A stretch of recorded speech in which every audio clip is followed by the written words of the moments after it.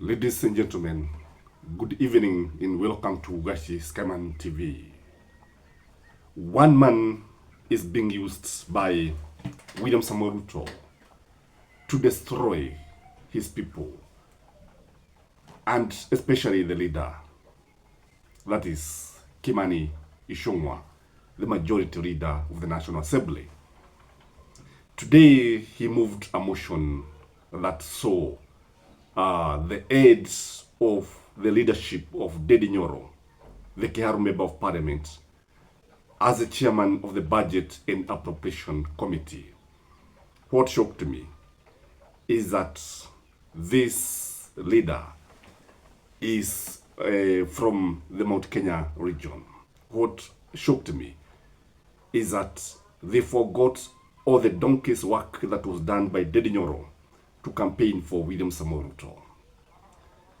And his accomplice is none other than Junet Mohammed, who actually hammered the last nail on Kiharu Member of Parliament. Shockingly, though, is that Ndindi Nyoro amesawiriwa kama jabazi, amesawiriwa kama gaidi, amesawiriwa kama mtu ambaye kwa sababu ya umaarufu wake, kwa sababu ya yale maendeleo ambayo yamekuwa yakionekana kule Kiharu. They have been using Kiharu as a benchmarking constituency because of the many developments that have taken place in Kiharu. But according to these leaders and other members of parliament, Ndindi Nyoro has been allocating himself more money than other constituencies. Sometimes something that borders on criminality, because they are saying that Ndindi Nyoro has been taking money from other counties and taking them to Kiharu. And I think the people of Kiharu must be very much annoyed. I think the people of Mount Kenya must be very much annoyed. I know one thing, that the government is trying to set the other communities against the Kikuyus. And it is coming out here very, very clearly. I want you first to see what Junet Mohammed is saying here about the Kiharu Member of Parliament. The Budget and Appropriation Committee of this House has reached to the level where the chair of that committee, Mr. Speaker, now, members of Parliament are going to his constituency for benchmarking, Mr. Speaker. Benchmarking. And all of us are supposed to receive the same amount of NGD-CDF, Mr. Speaker. What is making our members to go and benchmark in a colleague's constituency, Mr. Speaker? Because the colleague is receiving more funding because of him being the chairman of the budget committee. Let's be honest to Kenyans.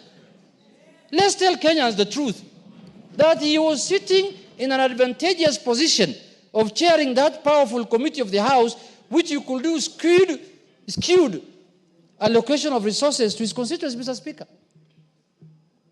Otherwise, which member of parliament here can afford through his NGCDF to build classrooms, plaster them, put windows, put roof, put tiles in the classroom, cabros in the...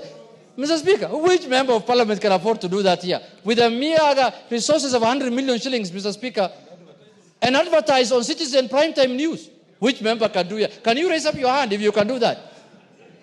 None of the 349 members of this House, Mr. Speaker, can afford to do that. That can only be done by somebody who has access to bigger resources than any other member, Mr. Speaker. But the issue here, where was Parliament when all this was happening? Because if, according to them, Ndindi Nyoro had been taking money from or meant for other constituencies to develop Kiharu, then the people to blame is the members of Parliament who are there, because Ndindi Nyoro does not oversight himself. It is the whole Parliament that oversight these committees. It is the people who should actually be complaining.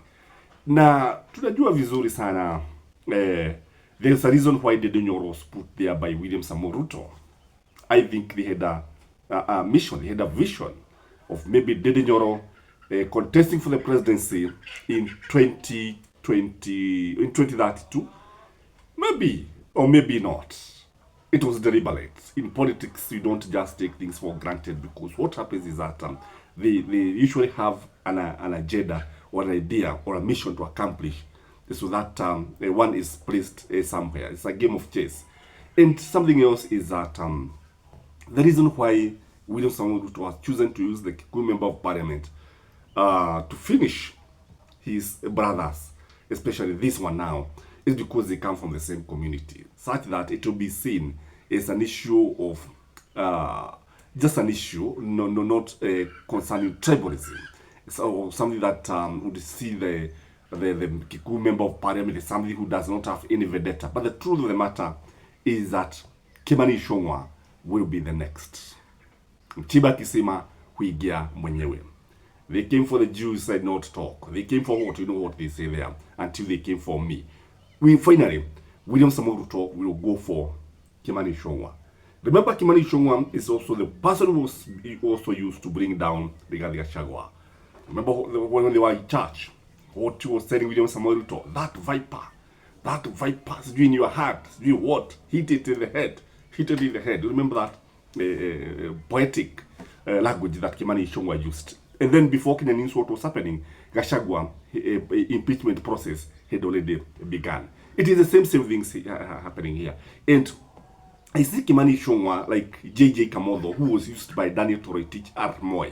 And Moi was even wiser, if you ask me, because he was not this ruthless. But when you look at Kimani Ichung'wah is so ruthless, and he's the same person who was used also to attack Uhuru Muigai Kenyatta when they took over the government.